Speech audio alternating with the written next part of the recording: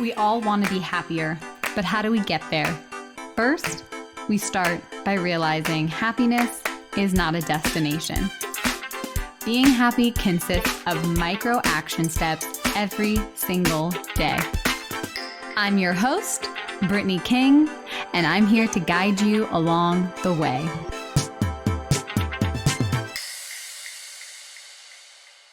Hello, my friend, and welcome back to the Positively Real podcast. It's your girl, your friend, your host, coach, all the things, Brittny King, and welcome back to the Stress Less podcast series. If you listened to last week's episode, I introduced a series that I'm doing in all of April about stress. I realized that this is something I talk to my clients about all the time. And it's something I've been helping clients with for the past 6 years. And I realized I never really dedicated that much time on the podcast talking about stress.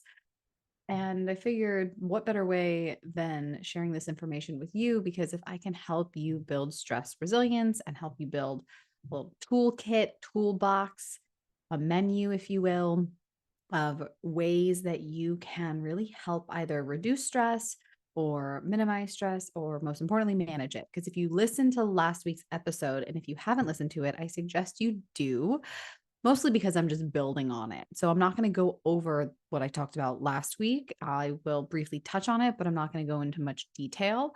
But you'll kind of see there is some things that I do repeat, and mostly because repetition is the master of all skill. And that's how we really learn these concepts. So we can take them from just a concept and actually into a embodiment, into a practice. So some of the things will be repetitive, but they do build on each other. So I would suggest going back to last week's, because I just break down what the heck stress actually is and the different kinds of stress. And it's just good to have context and understand it, because I think a lot of times if people come to me, they kind of just tell me that they are stressed and they use the language of I am stressed over and over again. And it really starts to become a part of their identity versus a state. It's not a trait, it's something that we experience as human beings, and it was necessary for survival. So that was last week's episode. This week, we're building on it, and we're going to talk about stress and emotional regulation. It's just without emotional regulation, it's really hard to manage stress. That's the key. Mastering emotional regulation will transform your response to stress, which will ultimately lead to a more fulfilling, harmonious, and I say balanced life, but the balance is truly internal. It's not external. It's you feeling more balanced and in control inside of your body. And that's what emotional regulation really does. I think a lot of times when we hear about emotional regulation, we just think about being calm all the time. And that's not what regulating our nervous system is about. It's not about being calm every waking moment. We do need a little bit of stress in our life. That stress hormone gets us going. And it's important to recognize when we need it and when it becomes too much or harmful. So we talked about what stress is. And essentially last week I said, what is stress? It's a messenger, it's data, it's information, it's telling you to pay attention. Last week I talked about the effects on your mind and body, and it doesn't just impact you on a physical level, it impacts your physiology, your psychology. I mean, it impacts you mind, body, spirit, soul. So, in this episode, I want to introduce emotional regulation, mostly as I think it's the most important skill in managing stress. And I want to break it down so you can understand why it's so important to have this skill set and how it can help you navigate your feelings more effectively, which will prevent stress from overwhelming you. So, what is the connection between stress and emotional regulation? So, the thing is, when we are experiencing stress, it's happening inside of our bodies, right? And so we think it's something that is happening outside of us. We think it's the boss. We think it's the car payment. We think it's the house payment. And those are circumstances, but it's not the external. It's what happens inside of us. And that is where stress comes from. It comes from inside of us. we often say, oh, I feel so stressed because of my boss. My boss is breathing down my neck. You know, it's the interpretation, it's the perception of boss, quote unquote, the thought breathing down your neck and how that makes you feel. And so being able to emotionally regulate and realize there's not a threat and process the emotions that are coming up will ultimately help you respond to the external things in your life versus react.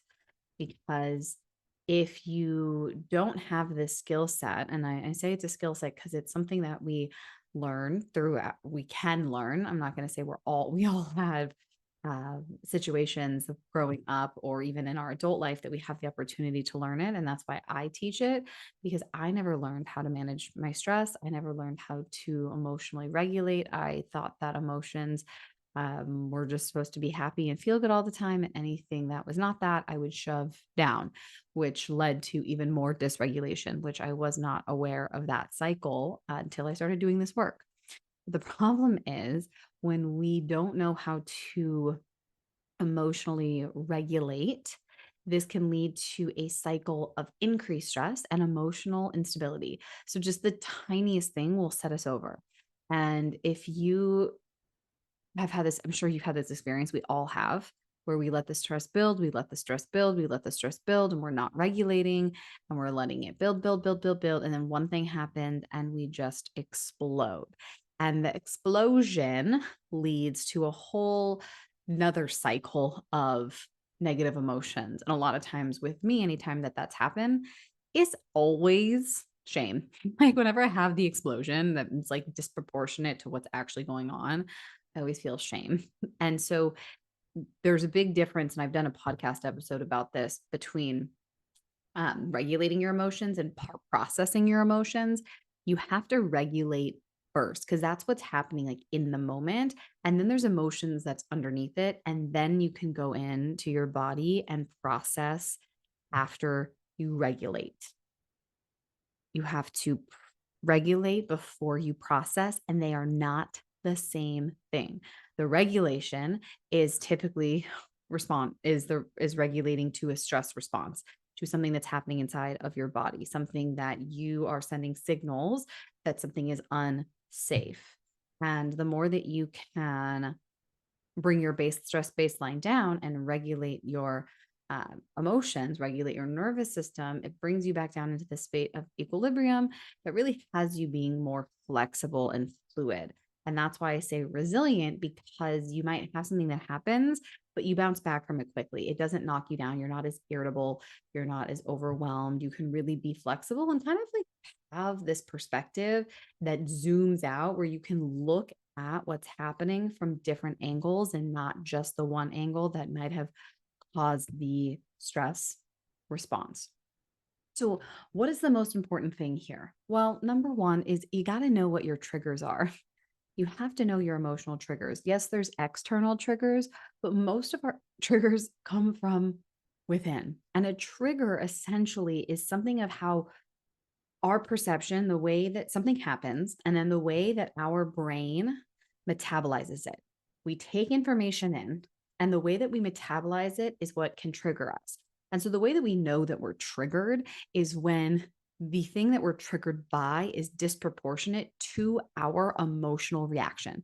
So, for example, if you get an email from a boss and it just says, "Hey, we need to talk."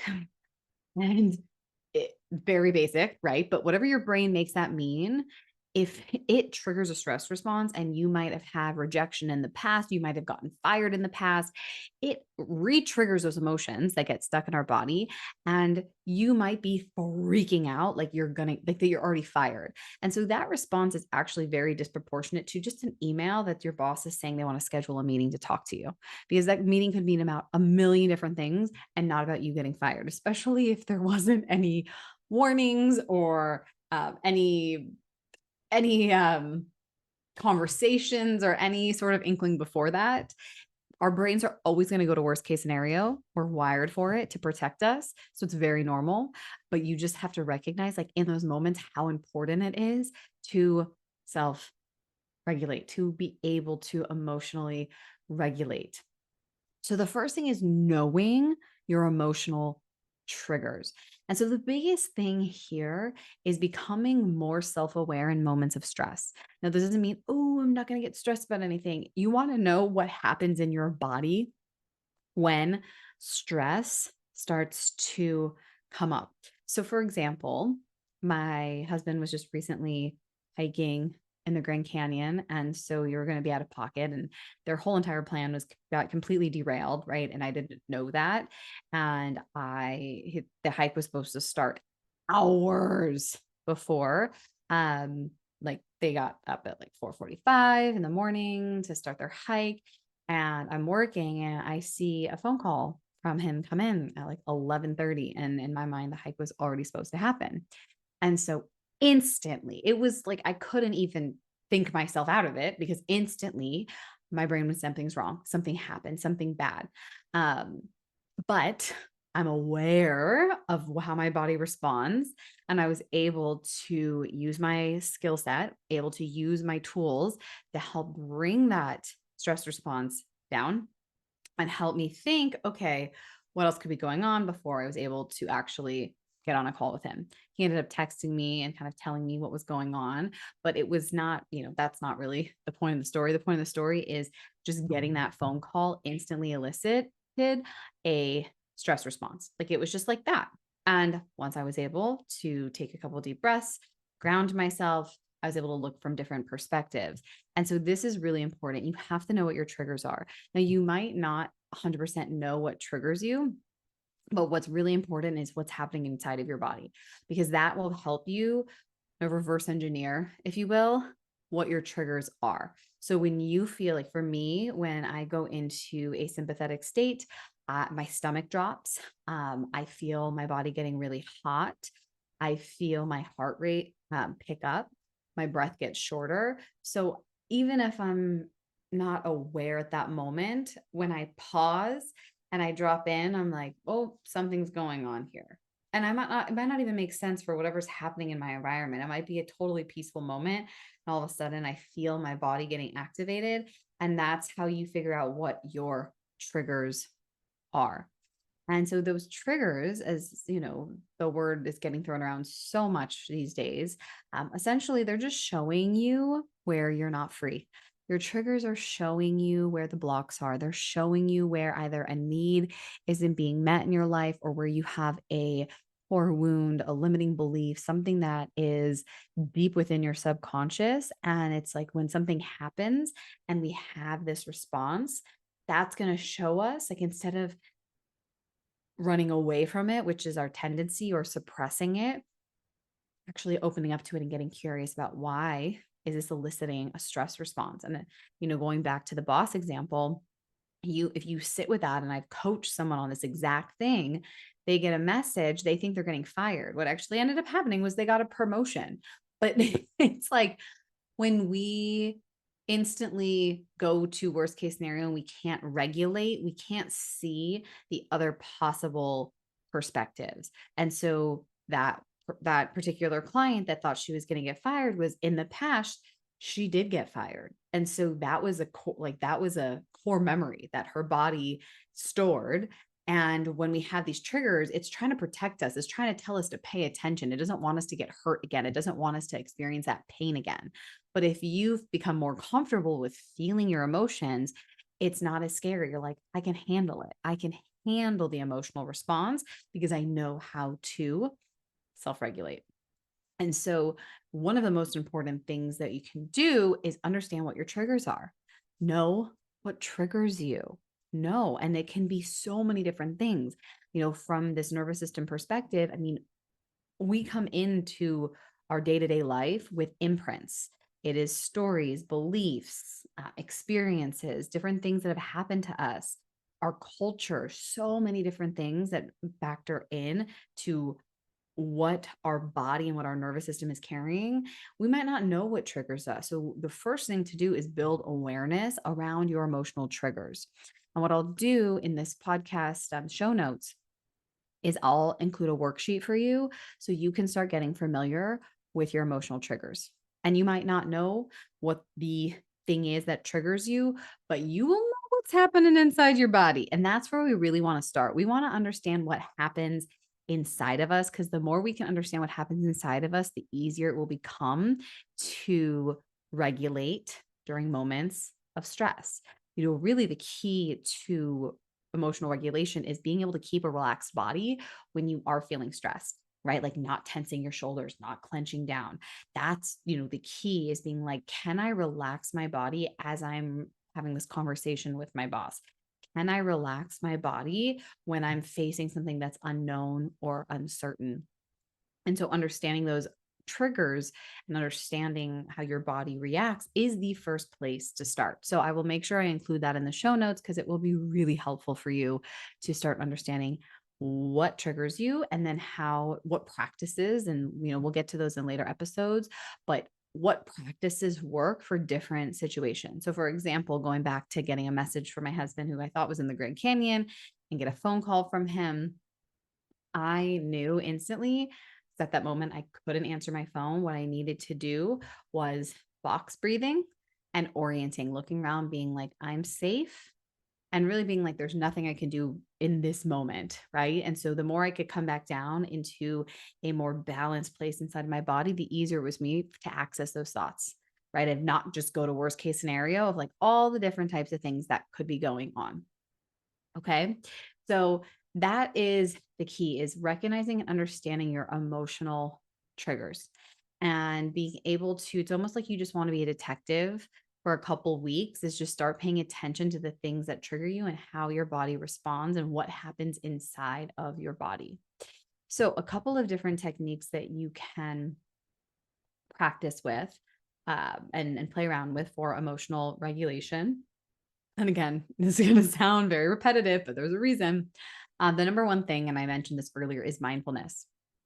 It's just being aware, right? Being aware of what's happening inside of you, what's going on around you. So being able to stay grounded in the present moment, which will diffuse stress. So again, getting that phone call, I was able to use mindfulness to know what was going on to stay grounded. And I really like to anchor down. That's why I love doing the box breathing, because it brings balance to my body and it helps me stay grounded. And the more I practice it, the easier it is for me to think about going there without having to like overly consciously think about it. Like I really didn't have to think about it all. It was just automatic for me. And it's because I was mindful and I was aware of what was going on in my body, right? I could have been like on my call, been like, sorry, I need to get off this call and call my husband back right away. Like that would have been from a place of dysregulation. I was really able to stay grounded, which helped diffuse the stress. So that's the first thing, is mindfulness. The other thing that helps with mindfulness is meditation. And I know, people say I'm terrible at meditation. No one is terrible at meditation. We're not supposed to turn off our brain. We're not supposed to turn off our thoughts. It's just not possible. Meditation just helps you see what your thoughts are and just gives you a little space. It's allowing you to see what's going on, what's coming up for you without judging it, without attaching to it. And that really is a way to bring your body back into alignment, calm your mind, calm your body. So again, you can think about things in a different perspective. And, meditation, there's so many different types of meditation. You could have a little mantra that you use that helps you get grounded. You can also focus on something in front of you and just breathe, focus on your inhales and exhales. You can also use apps. There's so many different ways to meditate and it's so accessible. Like it's just, one of those things where you can download an app and just go to that right away. And like the more that you can practice with meditation, the easier it will be for you to not attach to your thoughts, because the thoughts creates the stress story, right? You're telling a story around what you think is actually happening and it's your perception of it, which is eliciting the stress response in your body. And then of course, this wouldn't be my podcast if I wasn't introducing a breathing exercise to really help reduce stress levels. So this breathing exercise, I've talked about it before on the podcast, but it's called the physiological sigh. It's fantastic. You can do it really quickly and it really helps diffuse and reduce stress. So the way that it works is you take an inhale halfway. It's like this. And then you take another inhale all the way. And then you exhale, making a sigh. Ah, and you do that for a couple minutes. And let me tell you, that is a magical technique. It's very quick. It's very effective. The other thing is when you have something that triggers you is to focus on extending your exhale. Because I want you to think that the trigger kind of takes you out of your body. It takes you out of the present moment. You go into this fight or flight response, right? So stress takes you into the state of like, where's the threat? What's the danger? Like being hyper vigilant. And when you can connect with your breath and focus on extending the exhale, that's going to help reduce stress levels as well. So, focusing on the exhale is very grounding, it's very anchoring. And this is the breath that I use whenever someone is feeling very activated or stressed or overwhelmed by emotion. I use the double exhalation to get them back into their body. And that can be done very simply in 3 minutes as well. And so you can kind of notice like these don't take a long time and they're very simple. And you might be listening, being like, yeah, Brittany, I know this. And you might know it, but the question is, are you practicing it? Are you doing this? Are you doing these techniques? Because if not, it's really important that you start making this a priority because truly stress isn't going anywhere. And as we know, as we get older, the stress just seems to increase.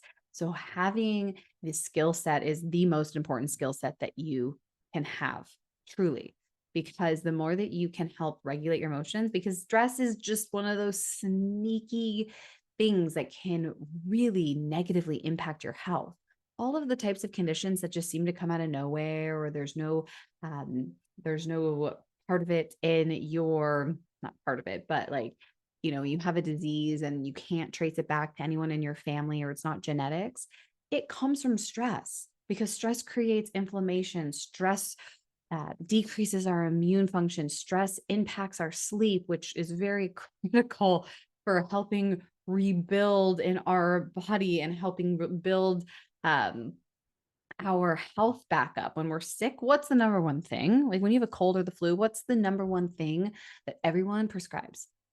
Is sleep and rest. And there's a reason. But when you're stressed, you cannot get that type of deep rest that is necessary to help restore balance in your body and your mind. And so, even if you've heard these before, mindfulness, meditation, those thoughts of, I've heard this before, I know this already, that is actually what's so detrimental to our integration because it's one thing to know, and it's another thing to actually do it and practice and implement it. And when you do it, you kind of are mind blown about how simple it is and how effective it is. Like truly, like it's so crazy. And it's the best thing ever because it's so simple. It doesn't require a lot. It doesn't require you meditating for 20 minutes in the morning and 20 minutes in the afternoon. Of course, if you can do that, fantastic. No, it just requires mindfulness and awareness. And the more you practice it, the easier it is to access it in moments of stress. Because if we go back to last week's episode, when you are stressed, when your stress is high, intelligence is low. So you want to use the tiny bit of cognition that you have available to you during a stress response to have that thought of what to do, right? It's like, I know when I feel this way, I do this. I know when I feel this way, I do this. I know when I feel this way, I do this. And being able to have your brain already know, like that pathway has already been created, is so important. I cannot stress that enough. So let's talk about how to implement these and integrate them into your daily routines. And, you know, again, you don't want to just go like when you listen, like, okay, I'm going to be super rigid and regimen and I'm going to do all the things. Start small, right? Maybe it's just setting aside time to be mindful, like just checking in, doing a body scan. How's your body feeling? When you're working, do a check in. Are you clenching your jaw? Is your stomach in knots? Have you taken a break? Right? Meditation. If you really want to start meditating, start with a minute. Seriously, I know that sounds ridiculous, but start with a minute. The easier you make it for yourself, the easier it will be to do. Once you get over the hump, then you'll get the dopamine hit of, oh, that feels good. I want to do that again. But in the beginning, it doesn't feel good. And you really don't get that much out of it. But you have to build on the habit so it creates that strong neural pathway. So again, your brain knows which direction to go when you're having a moment of stress. And then the other thing is breathing exercises. Like just making some time in your morning, whether it's 1 minute or 2 minutes, to just do intentional conscious breathing.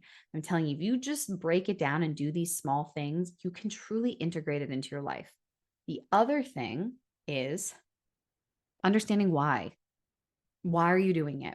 You know, we live in this world with so much information. Like social media is inundated with all the things that we should do. The key is finding what works for you and understanding why you want to do it. I know the things that work for me, and for a while I think I was doing certain things because I was told that was a good thing to do, and now I just do things because I really love how it makes me feel. I really love how it sets me up for the day. I really love how I respond to things differently in my life. And I remember it becomes this discipline.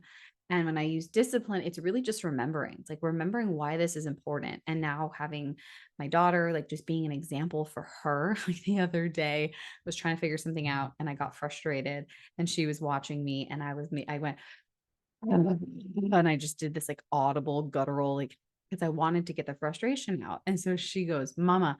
And so we had a conversation about frustration and we talked about it. I told her, I'm like, you do feel frustrated sometimes? And she said, yeah. And we talked about what that feels like. And I explained to her, I was like, mommy's going to get frustrated by things. And it, wasn't about anything she was doing. It was something I was doing on my computer. But I was explaining to her that it's a normal thing to get frustrated. And what's really important is that you allow the emotion to be there and you bring your body back down into balance through breathing. And whether or not she understands me right now, just being able to have these conversations are to me very important. Like she's my why. I want to teach her the things that I did not learn. And I think, being an example of it is better than just telling her. I want to show her. I want to show her an imperfect person that gets frustrated, that has emotions, and then knows what to do with them. And sometimes I do a great job, sometimes I don't. And then I get to break it down and explain why I didn't have, why in a stressful moment I wasn't able to self regulate.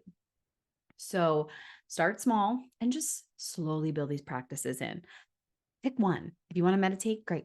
If you want to do mindfulness exercise, set a reminder on your phone for 3 check-ins throughout the day. If you want to start doing breathing exercises before you get out of bed, do a couple rounds of box breathing. Set a reminder on your phone to check in with how you're breathing throughout the day. Notice if you're breathing in and out of your mouth. Notice if you're breathing through your chest. Just these little check-ins, right? Those little moments are how you're going to end up incorporating and integrating emotional regulation into your day-to-day life. Okay. So the other thing that I want to talk about is neuroplasticity. And I am going to go deeper into this, but we talk a lot about neuroplasticity through like changing our brain, right? And using it to change our thoughts and we create stronger neural pathways. But we can also use neuroplasticity to adjust our nervous system because it just shows us how adaptable and malleable our brains and nervous systems truly are. So, neuroplasticity is the brain's ability to reorganize itself by forming new neural connections throughout life. And so the capacity for this change is the foundation for learning new skills. That's why babies learn so fast because the brain is literally, essentially plastic. It's incredible. That's why they adapt to new situations. They adapt to change so well. And it gets, our ability to do that gets smaller and smaller, but it's not set in stone. Like we still have the ability as adults to change our brains. Our brains are still malleable. So when we consider neuroplasticity in the context of stress management and emotional regulation, it opens up a world of possibility for growth and healing. So neuroplasticity challenges that once held belief that the brain structure and functions were static and unchangeable after a certain period of development. And so there's been tons of research that has shown that the brain can create new pathways and alter pre-existing ones in response to experiences, behavior, and environmental changes. So this means our brains are continuously shaped by our thoughts, our emotions, and our actions. And so this is really important because this is essentially at the heart of the coaching that I've done with the model and teaching, their circumstances. And then we have thoughts about those circumstances. Thoughts create how we feel, feelings drive action, and actions drive results. So the whole point of that mindset coaching is to help you see patterns of thinking or behavior that are harmful or unhelpful. And so what I do with my clients is I help them practice new thought patterns or behaviors, which can rewire our brains, which strengthen pathways that support a more helpful response to stress and reduce the impact of pathways that lead to anxiety or even depression. And so this is what I'm using with my clients is I'm helping them create new thought patterns and practice them over and over again. And I've been actually incorporating this more with the breath work that I'm doing because emotion plus repetition is the key to neuroplasticity. So the implications of neuroplasticity extend way beyond just our thought and behavioral changes. It also can help how our nervous system has the capacity to adapt. So, like I said, being able to leverage neuroplasticity to adjust our nervous system comes back down to these strategies that I've been sharing. So we've shared about mindfulness and meditation, right? Being able to have a regular mindfulness and meditation practice literally will change the structure of your brain. It will help areas of attention, emotional regulation, and self-awareness. So these are the practices that will help shift from a sympathetic state, which is that stress response, into that parasympathetic, which is that relaxed response. And we can also use breath work, deep belly breathing, because that stimulates the vagus nerve, which is the key component of the parasympathetic nervous system. That's what helps you get into rest and digest, and being able to stimulate the vagus nerve helps you enhance your vagal tone, which makes it easier for your body to relax. And most importantly, when you're in a relaxed state, is how you can recover from stress. Other ways is having positive social interactions. Social connections and positive interactions can also stimulate production of neurotransmitters and hormones that create feelings of well being and, most importantly, safety. So, positive social behavior and interactions will reinforce the brain pathways and neural pathways that make these feelings more accessible. So you have this resource feeling and helps strengthen the body's stress resilience. And then the other thing we've talked about is physical exercise and movement. Exercise is not only for the body, but it also helps with neuroplasticity. Regular physical activity increases production of different neurons around growth and connections. And this can lead to improvement in mood, cognition, for a stronger, more resilient nervous system. And so you can see, like, again, these techniques and these practices, they're not complicated and they're not as tough to access. You don't have to have a gym membership to do physical activity. You can go for walks. You can do things at your house. There's so many different things you can do. Social interaction. We're social creatures. We have a social nervous system. We literally need connection for survival. We learned that during COVID, how important that is for our well-being. And so you could see how having those positive social interactions, how that can create those new neural networks in your brain and, most importantly, in your body. And so I think all of this is to say how important it is to adopt that growth mindset. So having the belief that your abilities and intelligence can be developed over time through dedication, through consistency, through repetition, and most importantly, through hard work, showing up for yourself. So understanding that your brain and nervous system is not fixed. That's so important, because people come to me and think that this is just how they are. And I'm like, no, this was an adaptation. You learned this for survival. This isn't who you are. You weren't born this way. When I have clients tell me I've just always been a people pleaser, I'm like, did you come in the world as a people pleaser? Because I'm pretty sure as a toddler, you were not aiming to please anyone. You were focusing on what you need and you were very good at it.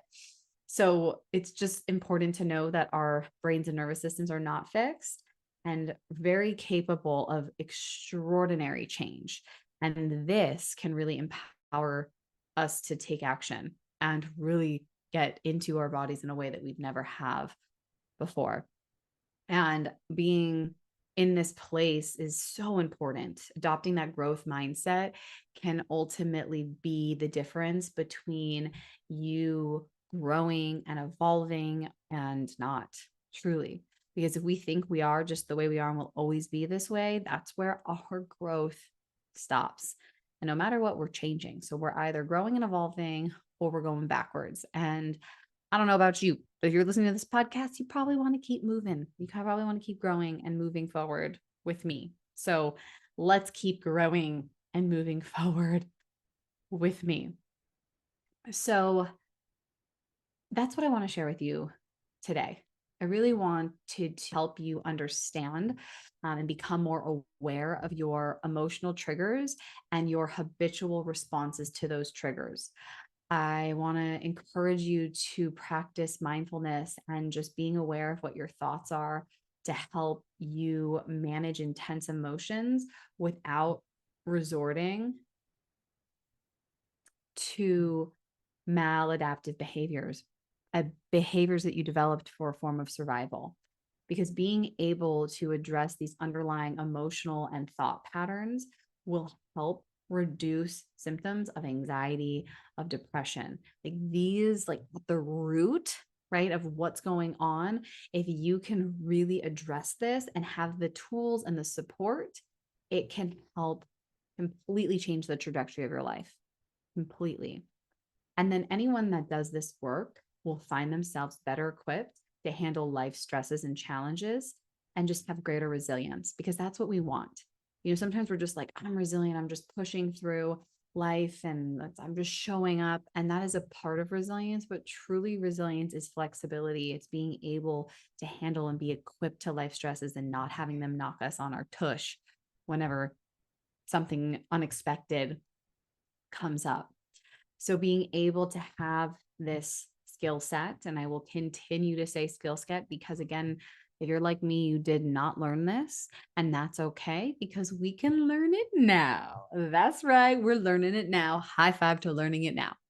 Okay, so that's what I have for you today. Give me a shout if you have any questions, if anything is unclear, if you want help with this. Of course, I am here for you to support you through this and help you build your stress resilience. I'm helping you build your toolkit.